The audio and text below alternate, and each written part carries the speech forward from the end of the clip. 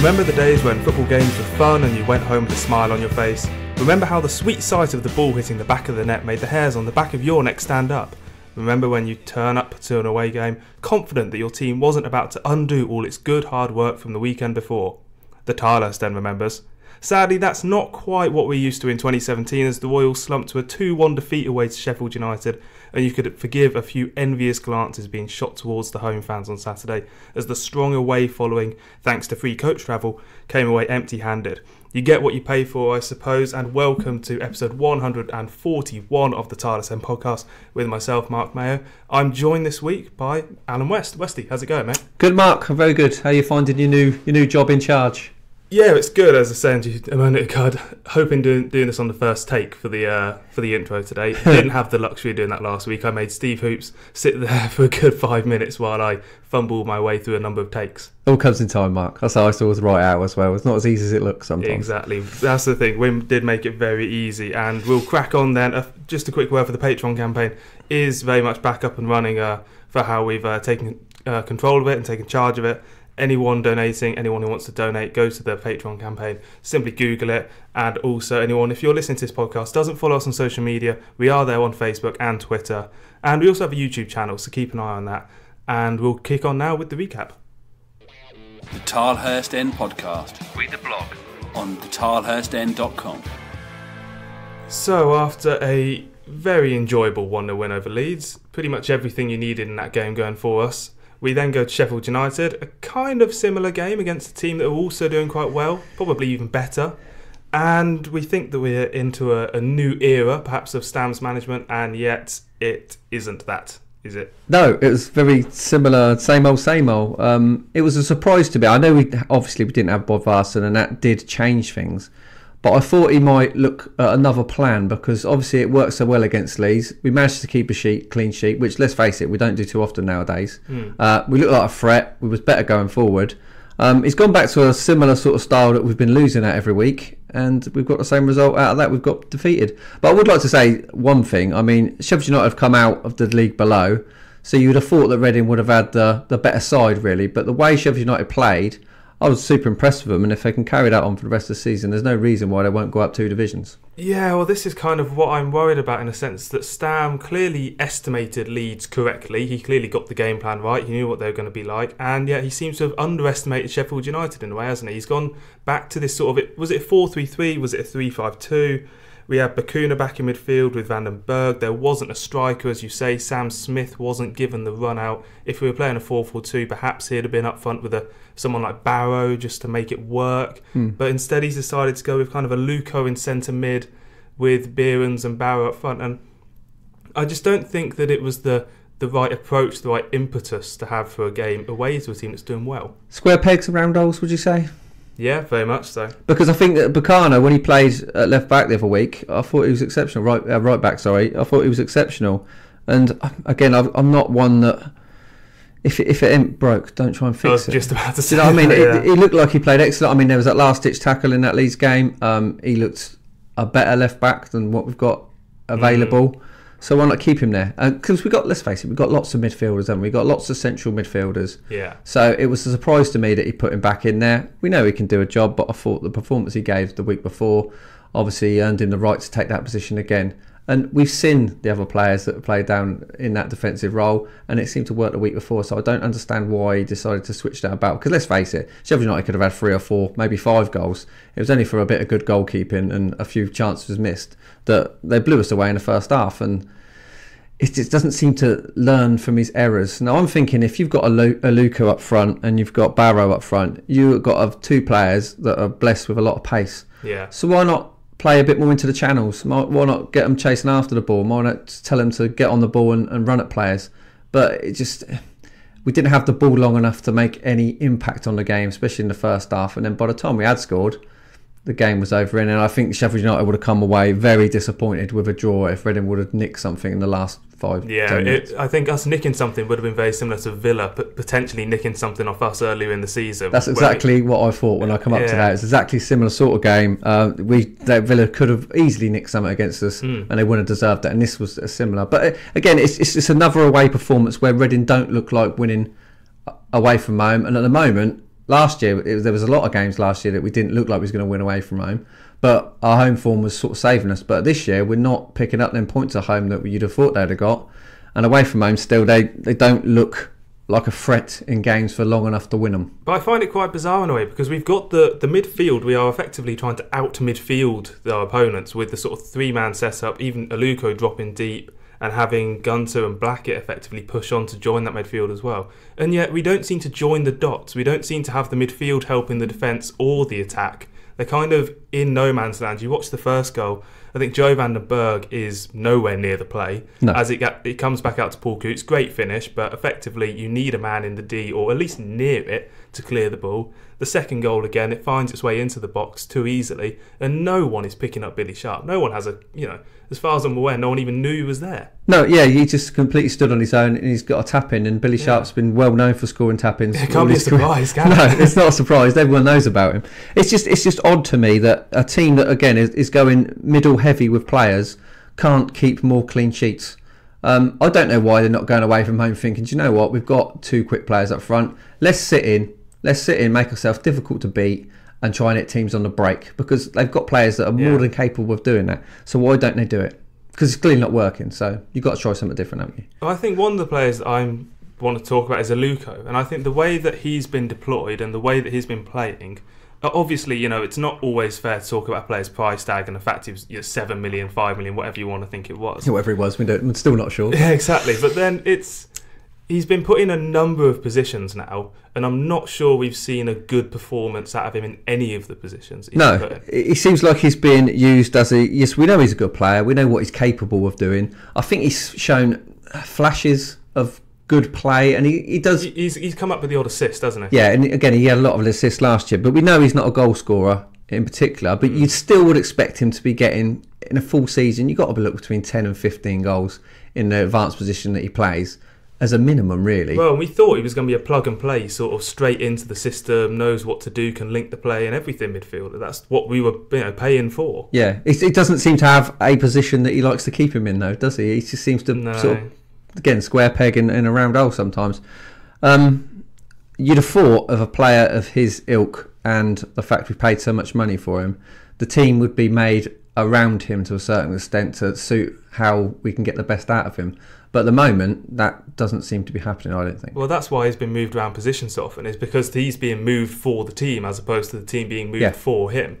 And I think he is that sort of player. I agree that if we're going to have pacey players up front, then stick him in a creative position, whereas as far as I can tell at Sheffield United, he wasn't in any position in particular. No, and I think another interesting thing when you look at that side is there are so many players in that team that seem to get moved around into different positions, and they say, well, they can play a number of positions. I always worry about players that can play a number of positions, because normally it means there's not a position where they're nailing down. Yeah. Do you know what I mean? I mean, Van der Berg, he sort of plays in a defensive midfield role, and then the next minute he's centre back. And Bacana, 1 minute he's playing midfield, next minute he's left back. Do you know what I mean? And he does well at left back, then he goes back to midfield. That actually works for once, and then it goes away again. Randomly, yeah, that's what happened. But it just seems to me that no one in that side at the moment is nailing down a spot in that team. And even players that, I think, when you look at Reading's side, especially defensively, they've got so many good Championship defenders. But there's not one, apart from probably Moore, he's brave in his defender. There's not one of them that you can say, well, they should definitely start every week because they're pulling up trees. Because there's not one player in that side that I think this year so far that I can say, do you know what? I can't believe his name's not on the team sheet. Because there isn't one, is there? No, there's not. And we're full of a team of players who are jack of all trades, master of none. That's the phrase, isn't it? That's just, you think about Thiago Aloy as well. He's a very quick defender. He's technically sound, but do we see that speed really enough? Do we see the defensive quality of having good speed? Do we see how he can get us out of tricky situations on the ball? You don't see any particular thing and you say that is what he does for the team that brings us points. Yeah, no, exactly. I mean, I think we was missing McShane, weren't we, against Leeds, and you thought that would have been a big miss, but it wasn't. And it just doesn't seem to me that anyone is saying, you know what, I should be starting every week. And you need at least 4-5 of them players that should be starting every week. And at the moment, it wouldn't bother me who got dropped and who got put in because no one's nailing a place down.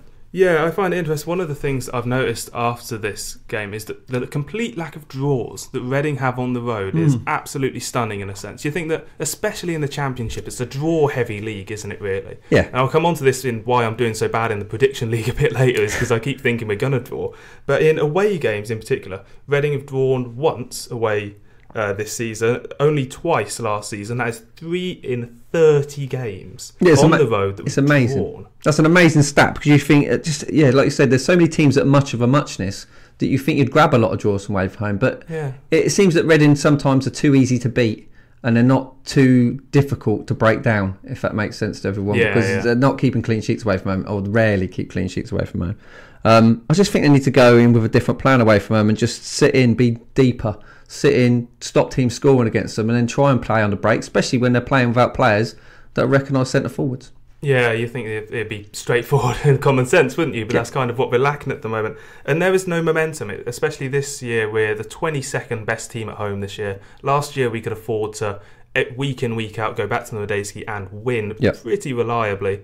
That's not the case at the moment. We're 22nd worst team at home, and it's just impossible to gain any sort of, the teams of old, obviously, any team in football knows that a win at home and a draw away, you'll keep that momentum at least, you'll bring it into the next game. But we're just not doing it. And I ended the recap last week on the question, is Stam learning his lessons? And we now know the answer to that is no. Yeah, it was clearly no. Again, I'm not going to sit here and say I'm a better manager than Jaap Stam, because clearly I'm not. I don't know anything. I wouldn't say I know anything more about football. I certainly know a lot less about football than he does, but I certainly know about Reading, and I do know that in years gone by, we've always had decent strikers, and we've always been pretty good at home in general, especially over the last sort of 10 years or so. But at the moment, he's gone back to a formation and a team that was getting beat weeks before against teams like Millwall, and he's put them out against teams like Sheffield United, who are clearly doing well this year, and I don't think anyone's surprised that we got the same result. Yes, well, I think we'll come on to Stam in particular a little bit more, because there are plenty of questions in the mailbag on Stam, as you can imagine. And this is one thing you need to get used to. If you do badly, you get a lot of... He's going to be up for the Howell Robson-Carter Award at this point, isn't he? I don't think we've ever had that go to a manager. No, I don't think we've ever gone to anyone but Robson-Carter, but there we go. Well, we'll find out, and we'll get on to... There's not really any news this week, other than, Danny Load is still at the World Cup, the Under-17s, playing on Wednesday. So we're going to go to a pub chat now. The Tilehurst End Podcast, by Reading fans, for Reading fans. So recently we've been running an article on the website, and also has spilled over on social media, as a lot of these things do, discussing how statues might be incorporated into Medeski Stadium and who might be incorporated into Medeski Stadium as a statue.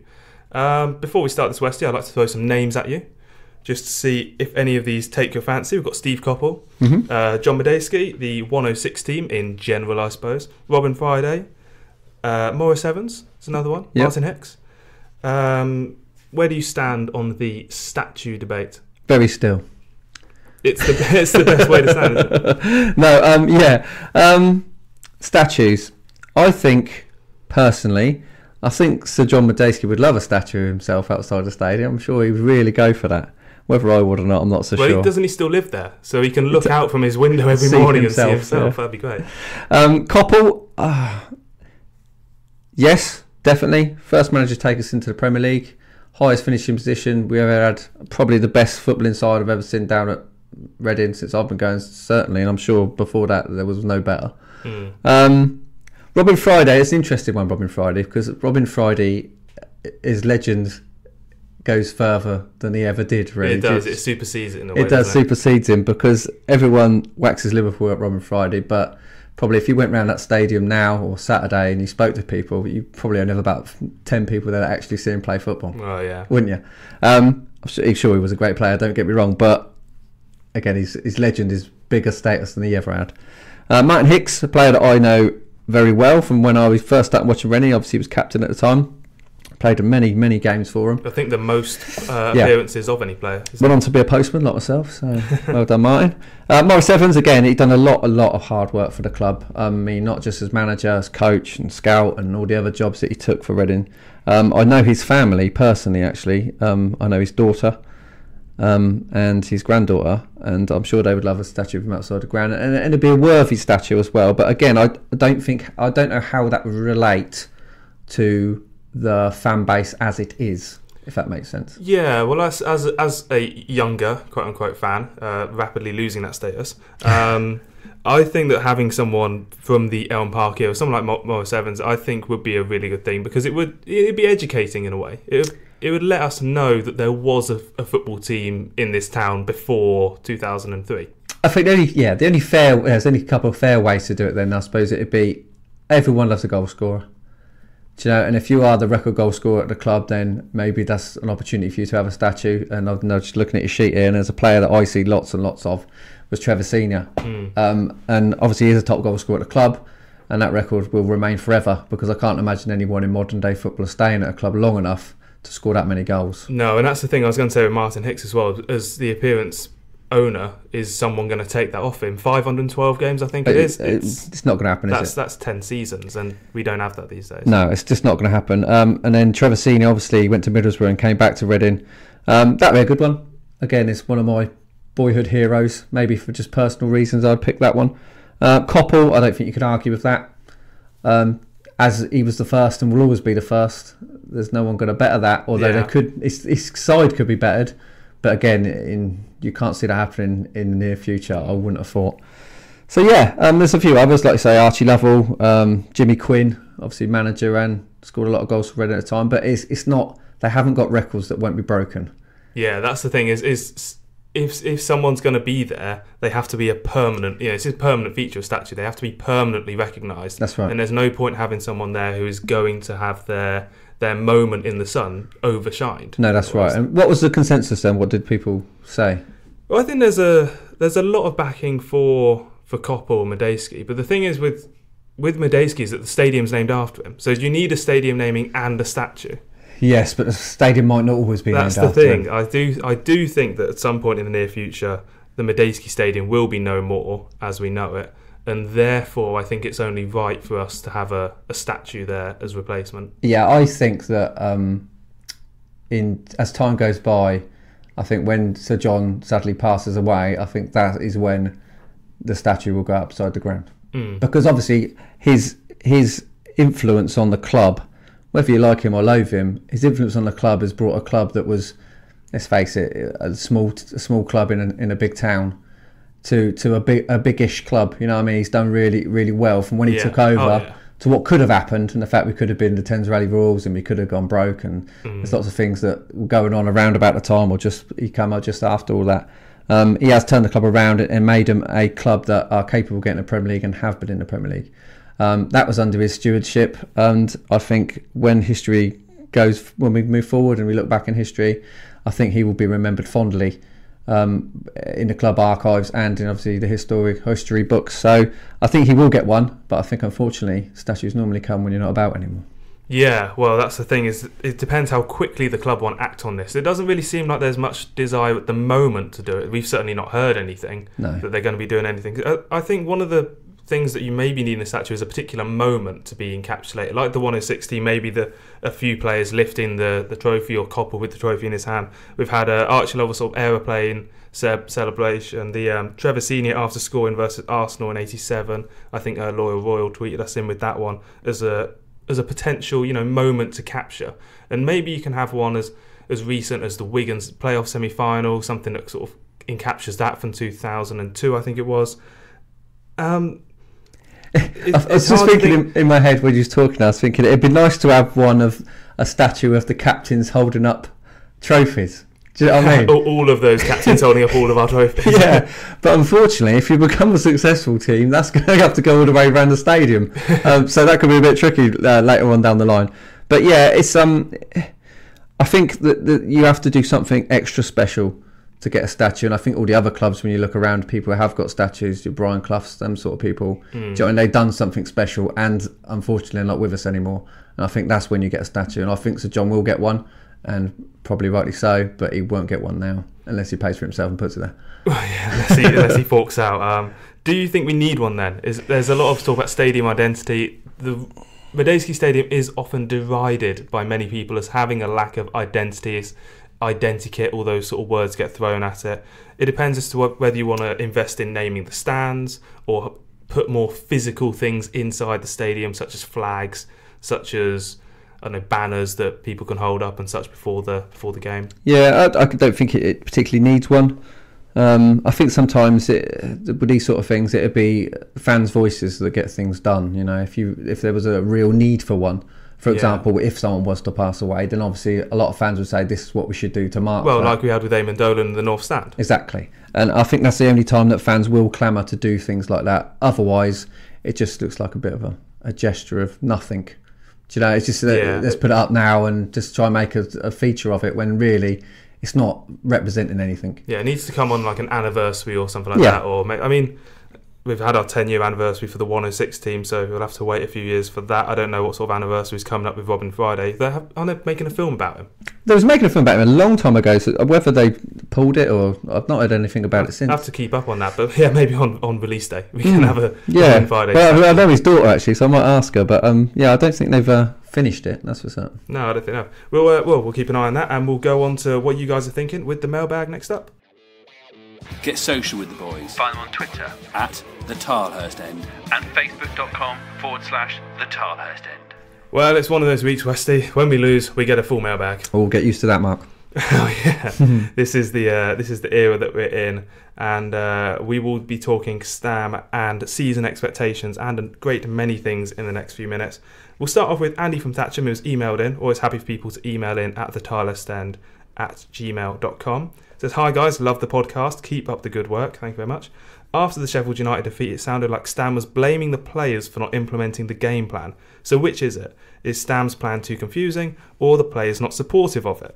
Are they not good enough, or should we just give credit that Sheffield United are much better than Reading at the moment? I think the final point of that is correct. Yes, Sheffield United were much better at Reading at the moment, and you can have as many game plans as you like, but if you don't get hold of the ball anytime soon, it's going to be very difficult to implement. Again, I think that there's a lot of changes happen to that team week in, week out. I think I was listening to the radio the other day, and there's a group of people that do a poll before a game, and they put a couple of quid in, and they choose the team, and whoever gets the team picks out the money. Oh yeah. And at this group of, I don't know how many, well, I think it was about 10, no one's got it right yet. So that goes to tell you that the team swaps and changes very often.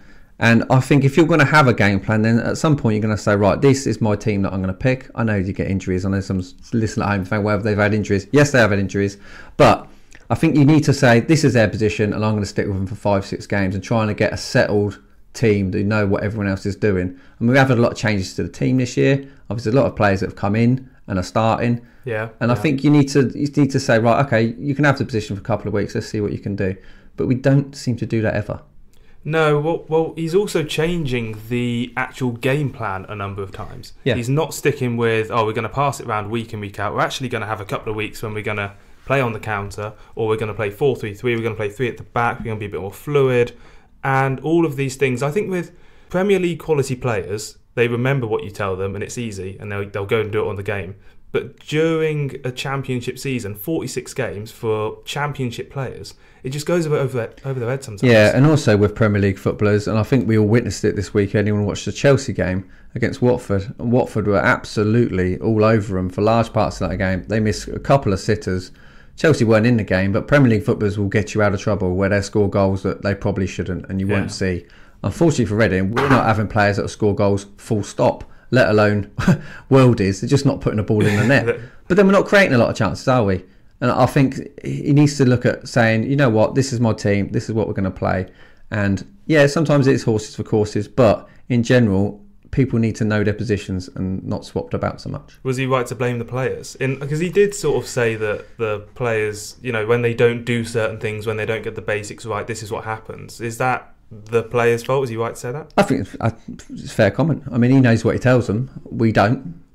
If he's not seeing it out there, then I think sometimes they need to be told. I mean, I was having a conversation before I turned up here, and I was on listening to Talk Sport, and the Rangers manager was on, and he was absolutely slating his players, saying to him that they'd embarrassed him and embarrassed the club and embarrassed himself.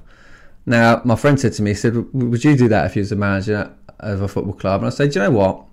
I think sometimes players are a little precious in the fact that they get upset too easily.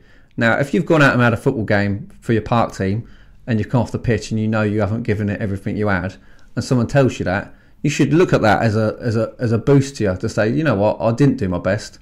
Not, I'll tell you what I'm going to do next week then, I'm going to try even less harder and you're going to get the sack. Do you know what I mean? He's only saying what the fans are looking and can see for himself. So if you say the players didn't implement my game plan, if they didn't, then why not tell us? Well, Stam also knows that he's going to be the one that gets sacked. Exactly, he'll get the blame for it. It's not going to be Roy Beerens who leaves, it's going to be Stam. No. I mean, the flip side of that is that Stam is the common denominator with all of these things going wrong. He is the one who takes the flak, etc. Do you think? Can I ask a question very quickly? Do you think Stam cares if he gets a sack or not? Because he doesn't give he doesn't show in himself that he's that worried if Reading were to sack him. He seems to me like someone who's very confident in his abilities, and therefore, if he was to be sacked, it wouldn't shake that confidence. No, I don't know how easy he thinks it will be to find another job.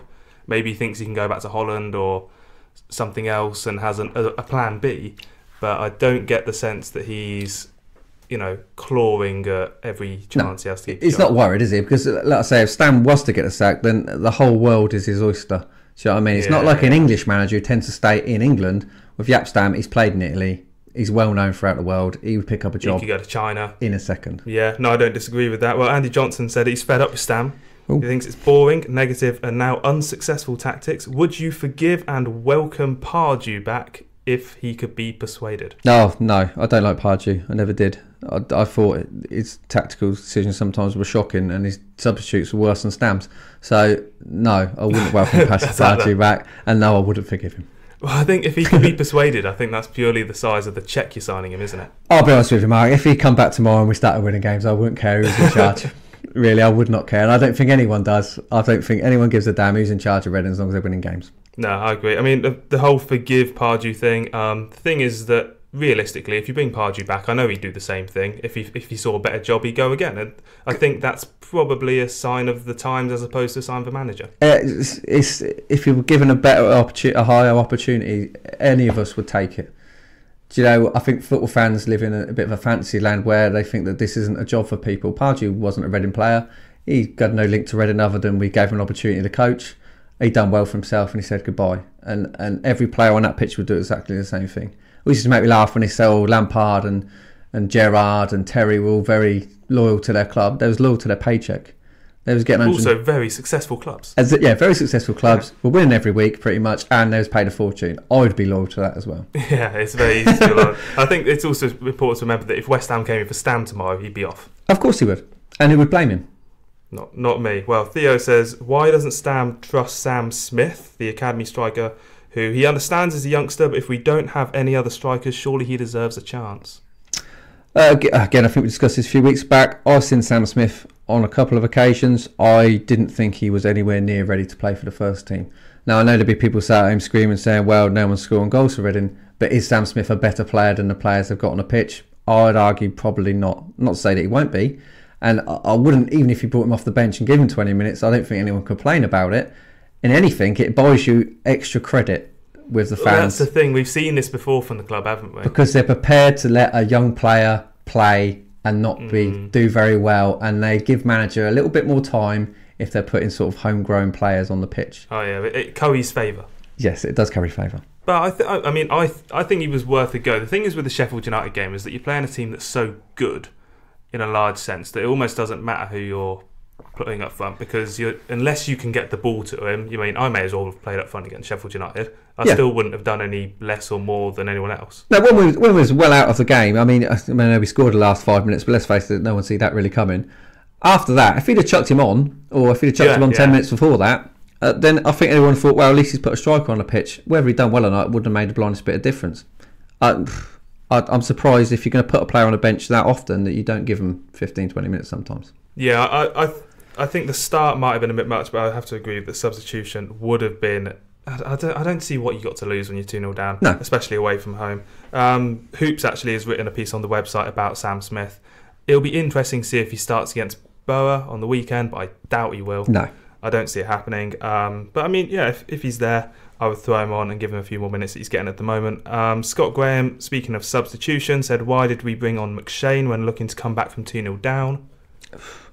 Great question. Because of reasons. Yeah. That's all I know. If you could stick him up front and use him as a bit of a target, again, it was a bit of a random one. I think technically speaking, it was to take Blackett off and move back to a 4 into a 5 or something at the back. It was some sort of tactical switch in the defence. I don't understand why he put Blackett on.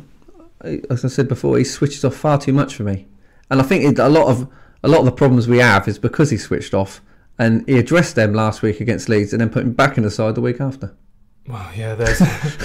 You're searching for logic here, Westy. I don't know. I'm just putting a question out there, I suppose.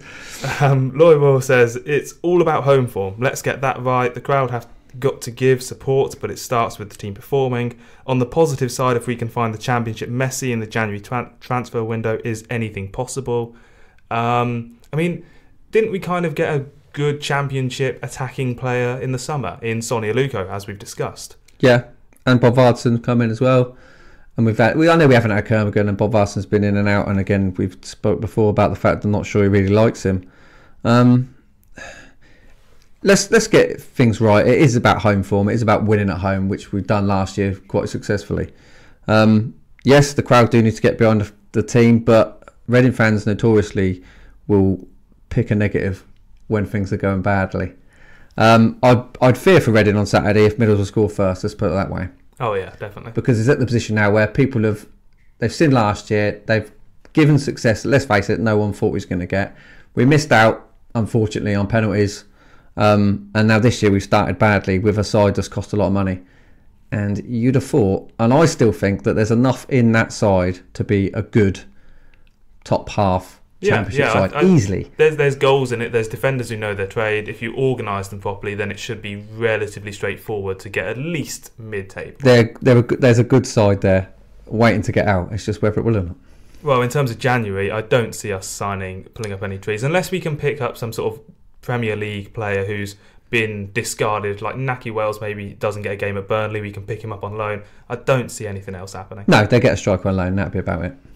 It's also terrible in terms of budgeting for signing in January. Alex Everson asks, what is the expectation for this season now? I'm still looking up. I know I can't look down, can we?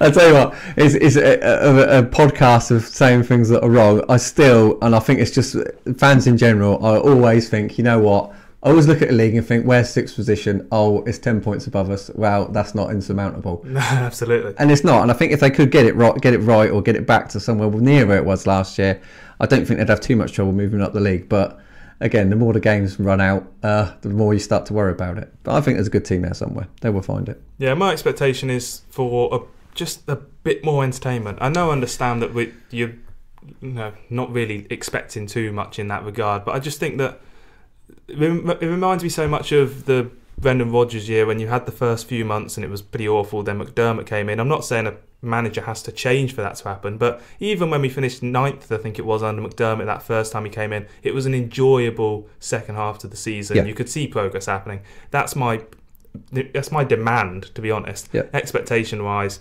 maybe it's a bit more pessimistic. Yeah, definitely. I think, like I said last time I was on the podcast, I think we're all relying on Kermit coming back and being somewhere near what it was last year, and I think that is a worry because I don't think he will be. Yeah. Maybe he is, but... Well, Matthew Everson, potentially of relation to the previous question asker. Why does Stam continue to change things? I think we've sort of covered that as to we don't know. Do we write this season off to keep Stam and Progressive's way of working, which will risk him leaving at the end anyway? He will leave at some point. We discussed before, whether he's successful or he fails, he will be leaving. I can't see him being here more than 3 seasons, one way or another. Do we write the season off? No. I think we've got over 90 points still to play for. Yeah. They're more than capable of doing well in this league, and I think they will. Like I say, I think there's a good side there somewhere. It's just finding it. So yes, I'm not writing the season off, and he does change things too much, which we've discussed. Yeah, the thing is with Stammen progressing his way of working, I think that the next manager we're going to get in is going to be of a similar footballing philosophy, because it's obviously what the club want in terms of who they've hired. Adkins, Rodgers, over the years, they've always been trying to nudge into this sort of philosophy. So do we keep faith with him for the moment? Maybe we'll see after the next 2 home games. We'll have a clearer picture of that, and we'll discuss that in a little bit. But for now, I don't think sticking with him and then him leaving isn't the worst thing ever. It never is, though, is it? I mean, I think we'll worry when we've got a good manager they're going to leave, but in general, within 4 or 5 seasons, whoever's took over has done relatively well as well. Yeah. I don't. When I was a kid, I used to really hate it when sort of the best players used to leave and that. And as you get older, you think, do you know what? Someone will replace them. It's no big deal. Especially at this level. Yeah, no, someone will replace you. As long as you've got the money and you've got a club of Reading size, you're always going to get an half decent manager or someone who's willing to take the job at least. Well, hopefully. And XX Legend XX is like a PlayStation username, isn't it? What is our best midfield? Last week we had Edwards and Van den Berg, which was a good balance. This week, where there was no balance, is it with 2 or 3 central midfielders? I'm going to go in and say that I wrote a piece on the website a few weeks ago saying it's 4-2-3-1 with Van den Berg and Evans/Bacuna, and then you'd have just behind the striker someone like a Luco, Kelly, or Edwards. Again, I think it's 3. I think it's 3 centre backs as well, if I'm being honest. But the problem is with that is we've got a lot of wingers we've bought, and it doesn't bode well for them if you play that formation. But again, sometimes you just got to pick the team that you think can win rather than the players you think can win it. And depends on the opposition. Yeah, I think especially away from home, I think you've got to pack the midfield, pack the defence, stop teams scoring against you, and then try and catch teams on the break. Even if you've got 2 forwards in that, you know. Yeah, well, Luke Jout said there's 3 things that we learned against Sheffield United. We need to play a striker, defenders shouldn't play on the wing, and Aluko shouldn't play central midfield. As you know, we talked about Aluko. Defenders playing on the wing, you know, if we push Gunter or Blackett out wide, it does make sense in a way for when you're playing at Sheffield United and you've got three centre-backs and, you know, relatively advanced wing-backs who do cover the defensive aspect of it, but the organisation doesn't seem to be there to actually make it work. No, that's right. And again, if you're playing 3 centre-backs and 2 wing-backs, it wouldn't hurt to play wing-backs who are more attacking players than they are defending. I said before about Gunter, yes, he's a good right-back. I don't think he's much of a wing-back. I think attacking-wise, he lacks a lot of ability to put a decent ball in and commit players. So it wouldn't upset me to see 2 wingers play as wing backs or 2 more attacking players anyway. And you should be able to shuffle a defence when you're playing 3 centre backs, because if you're playing Blackett in it, you can obviously shuffle him as the left sided centre back and then move him to left back, and then whoever's playing right wing back comes back and plays right back. It's quite flexible formation. Yeah, definitely. But that needs organisation, and you'd have thought one of the best defenders in the world would be able to do that. Yeah, I mean, I think with Gunter, the more you limit Gunter's game, I think the better he is. I think the more you say, just when he was playing at left back against Leeds, just play left back and you know, try and focus on covering the things that you're not naturally so good at. And I think he gave a good performance, and that was because it was just a simpler task for him. And when he plays for Wales, very easy job, just sit in there, run hard, do the little bits, and then if you need to get forward, then go for it. But it's not that essential. No, he's got good qualities. Don't get me wrong. I'm not picking on him in general. I'm just saying, but if you're going to play with wing backs, I don't think he's much of one. Well, yeah, I think Bacuna maybe is a more attacking wing back. Yeah, definitely. I think Popper's would be a good option as a wing back player. Yeah, I like Popper. Gets up and down. Yeah, I like Popper. I know there's a lot of rumours this week about him going to Panathinaikos or Greece. Yeah, or somewhere. it's out of Romania though as well. Yeah. I don't see why he'd let a player like that go. I think he's got plenty to give. We just haven't seen a lot of it at the moment. Well, we'll move on to talking about the weekend ahead, and we've got 2 home games in a row now. So perhaps the next version of this podcast will be talking about how we've claimed 2 victories in any other business. The Tilehurst End Podcast. Any other business? So we'll start on the prediction league, and well, you can tell in my voice that it's not been too good for me personally, but it has been very good weekend-wise for Tom Crocker and Johnny Williams, who both predicted 2-1 away to Sheffield United for the home team, and they've moved top of the prediction league with Wim on 7 points, Handbags and yourself, Westy, on 6, and myself back on 4. Lots of points to play for, though. There are, and you know what? The reason I'm bringing this up now is because I've calculated if our predictions were correct. If every game that we said was going to happen happened as it was, I thought that we'd be on 21 points, which I didn't realise I was going so high. Wow. Tom says 20, Wim 17, yourself 16, Johnny 15, Handbags 10, which is relegation form. It's not good. We're actually on 12. So you can tell how we're all just aiming a little bit higher than we are actually getting at the moment. Every year in the prediction league, in my head, I think they're going to beat, but I can't say it, so I have to go, say a draw. yeah, that's what I keep saying, draw. And as we just discussed earlier in the show, we ain't drawing at all. Yeah, so drawing is a poor prediction anyway, just based on logic and stats. Yeah, true, actually. So Bow at home next weekend. I've got in bold on my sheet here, middling is the word I'd use to describe Middlesbrough this season. Definitely. Again, I thought they probably would be one of the teams that would go straight back up. They had certainly got the squad for it, and they spent plenty of money on a decent championship strikers. Yeah. So it's a surprise that they've started so badly, but again, there's another side there in the same sort of mould as Reading, that you know that there's a side in there that's capable of beating anyone on their day, and if they have one of their days, they will hammer somebody. But at the moment, they don't seem to be able to get it right. Whether that's the same problem we got, where they've brought in a lot of players that have mixed it up a bit and they just can't seem to get settled, I don't know. But there's plenty to worry about, I'd have thought, for Middlesbrough. Yeah, well, Assombalonga's got 6 goals already this season. They're struggling to find a partner for him, as far as I can tell, because Bamford, Braithwaite, Ashley Fletcher have all, not played that many games and have all come off the bench a lot. So I can tell that they're quite inconsistent with their team selection. They've still got the sort of core with that Premier League team. You're talking Ben Gibson, who was talked about going to Chelsea over the summer. Fabio, Stuart Downing is still there. George Friend. Lewis Baker in central midfield is one to watch, because that's one we were definitely trying to sign over the summer. Yeah. So in terms of he'll definitely get a goal, he's the one for that. Can guarantee that, yeah. Yeah, I mean, the stats, I was looking through the stats, it's just, there's nothing really to pick out. The only thing that I can really say is that they're the second most fouling team in the league, so maybe that'll be a feature on Saturday. But they've also conceded only 9.9 shots per game, which is the second best in the division, which suggests that there won't be many chances on Saturday. No, and there hasn't been many chances for Reading in general anyway, so you'd be concerned about that. But it's not about how many chances you get, it's about when you get them, taking them. And we don't look like we're doing that at the moment, whereas they have got players that you would have thought will. Yeah. So you're going to have to restrict them quite a lot. And I know Mr. Assombalonga's had plenty of joy against Reading down the seasons. So he's going to be the one to watch. I think he's lost a little bit, Assombalonga, through some of his injuries. He has a lot of it, long-term injuries, isn't it? He's had a lot. And I was watching him when he played for Forest last, and he looks like he's lost a yard, but he's still got plenty of power. Yeah, and he's making up for lost time as well, which is always very dangerous as an opposition player. And I just think that it'd give our defenders plenty to worry about if he plays. Yeah, well, we're looking at, in terms of the bookmakers, #GamblerWare, as we love to say on this podcast, Reading are 23-10, which is above 2-1 for a home game against a team that are middle of the table. That is good value, or just a sign of the times? It's just a sign of the fact that we've not looked very convincing at home all season, really, apart from the game against Villa, which we just managed to scrape a win when we should have handled them. So it tells you the bookies don't rarely get it wrong, and on this occasion it doesn't look like they're sort of splitting it. They're not really sure who's going to win it, but they're fancying Borough a little bit more than us. Yeah, Borough 7-5, best prices according to Oddschecker, and draw is at 12-5. In prediction league terms and just in general, how do you see this one going? Well, I'm not going to go for a draw because there's no point. I'm still going to I really want to say Middlesbrough win, but I'm not going to do that. I'm going to say Reading will going to nick this one 2-1.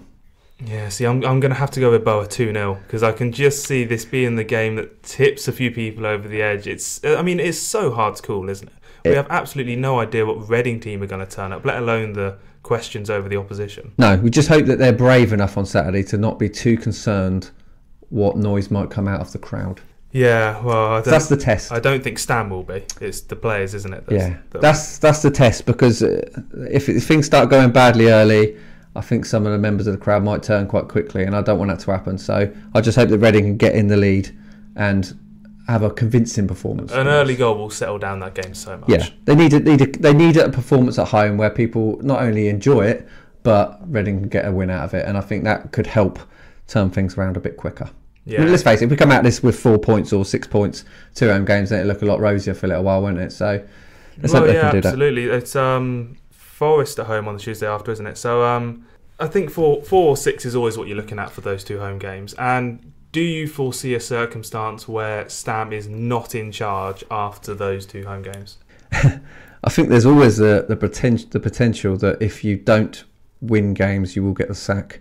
I think if those games are close and Reading maybe nick one and lose the other, I think it'd be okay. If we were to take 2 embarrassing humblings, then I think the Chinese owners would have no option but to fire him at the end of the games. If the attendances are very low in those games as well, because it's realistically only one of them, probably the Borough game, is going to have a decent attendance, if at all, and if both of them are 12, 30,000, then that's going to be a big alarm bell going off. Yeah, but like we've said it on this podcast many times, the football hasn't entertained anybody. Even third place finish wasn't entertaining.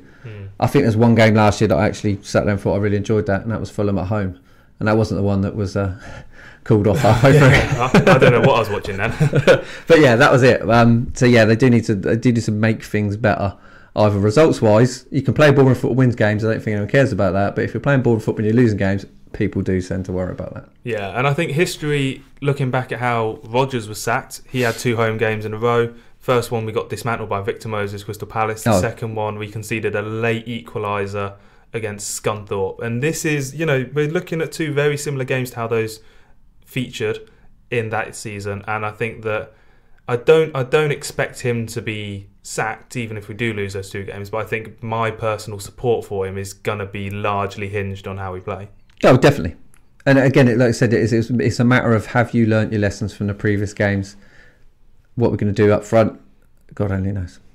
Yeah, I think that's a good. God only knows. Is a good. I think the club should have that for the tagline for selling tickets. Yeah, that'd be nice. What we're going to do this week, God only knows. Well, on that note, I'll thank everyone for making it to the end of the podcast and for listening. We'll be back at some point next week. I can't tell if it's going to be on the Monday or Wednesday, either side of the Forest game, but we will deliver episode 142 in due course. And thank you for listening. 2 home games now, so turn up, cheer on the boys, and come on your arse.